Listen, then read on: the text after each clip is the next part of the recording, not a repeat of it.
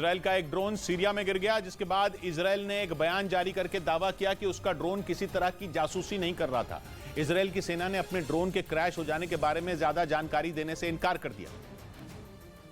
लेकिन ऐसा माना जा रहा है कि इजराइल के ड्रोन को सीरिया में मार गिराया गया और इसके पीछे उसका दुश्मन ईरान भी हो सकता है, जिसने सीरिया में बड़े पैमाने पर अपने ठिकाने बना रखे हैं। ऐसे आरोप लगते हैं कि ईरान के ठिकानों में ही लेबनान के चरमपंथी संगठन हिजबुल्लाह के लड़ाके भी छिपे रहते हैं। इतना ही नहीं, ईरान पर तो हिजबुल्लाह के लड़ाकों को भी हथियार देने के आरोप लगे हैं।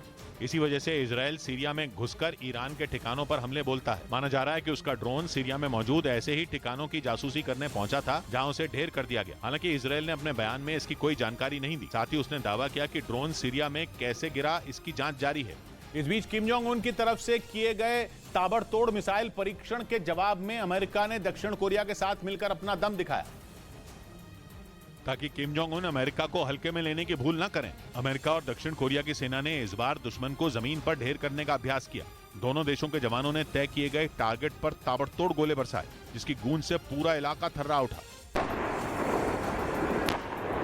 अमेरिका और दक्षिण कोरिया के सैनिकों ने मैदान में दुश्मन के हमलों से बचने का भी अभ्यास किया, लेकिन दक्षिण कोरिया का दावा है कि इस मिलिट्री ड्रिल के दौरान ही किम जोंग उन ने कई और मिसाइलें दागी और दिखा दिया कि अमेरिका और दक्षिण कोरिया उनकी धमकियों को हल्के में लेने की भूल न करें, क्योंकि किम जोंग उनकी लाख चेतावनी के बाद भी अमेरिका ने वही किया जो वो नहीं चाहते थे।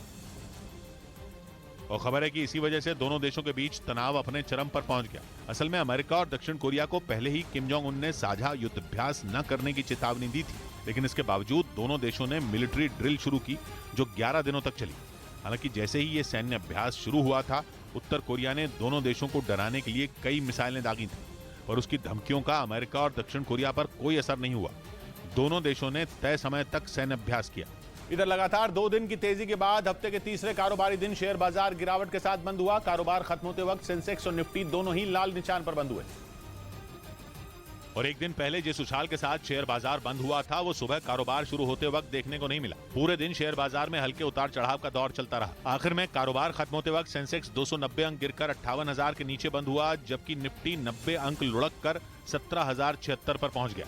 उधर रूस और यूक्रेन में जारी भीषण जंग के बीच अमेरिका ने चेतावनी दी कि पुतिन की सेना जल्द ही यूक्रेन पर बड़ा हमला कर सकती है, जिसके बाद यूक्रेन भी पूरी तरह से अलर्ट हो गया।